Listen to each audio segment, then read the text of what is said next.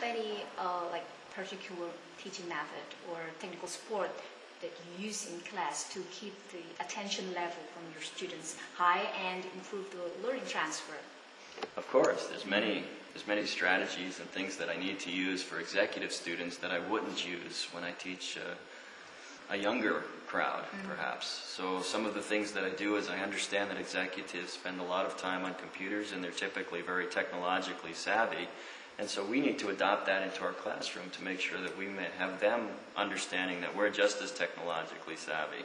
The other thing about executives is that sometimes they're not willing to be as patient to wait and listen to lectures. They want to get into things and do things right away. So many of the things that I use try to accommodate to that, such as group projects, case studies. We use a lot of case studies.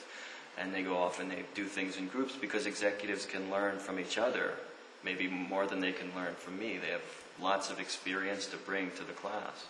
And then technologically, we use things such as internet-based learning aids. So the students can go on the internet at their own time and learn. And then the newest thing that I've added to the classes is something called the handheld clicker device, or that's kind of the colloquial name for it. It's an interactive learning device that gives instant responses from the students themselves. It's also a breakthrough in the learning process. Could you tell us more about clickers, how it works, how useful is that for students? Sure, I'd be happy to. The clickers, as we'll call them, are a handheld hardware device that we give the students before each class. And then I design questions to see whether students are understanding the subject that I'm teaching. And what I do is I'll ask these questions and the students will respond by pushing an answer on the handheld device, much like you see in the game show Who Wants to Be a Millionaire, if you've ever seen that show, where the audience gives their responses. And the students do the same, and then when I get their responses, I can tell if the students are truly understanding the topic that I'm teaching. So if I ask a question and there are 40 students and only 20 of them get the right answer, then I know I need to cover that topic more. And also it makes other students feel better because many times in a classroom a student will feel that they're the only student who's not getting it. Whereas now they say, oh, there are many other people that are not understanding this and it's good that he's going back over it. So it's very helpful in terms of teaching as well as learning.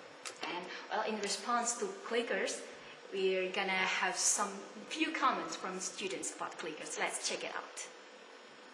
I think it's great to use because it brings in a lot of interactivity into the class. You know, the group all focuses again towards the problem, and on top of that, since we get numbers, so it's our identity is covered by numbers. So this will actually encourage people to participate more in the group than they normally would, because people would be shy and perhaps not wanting to raise their hands because it's too public and they feel insecure. So with that, actually, you can poll and vote for something, and even you get it wrong, it's sort of, it's not a problem because your name is not disclosed on the board. It was a very good experience for me because it gives you a very good opportunity to be active during the lessons and the module.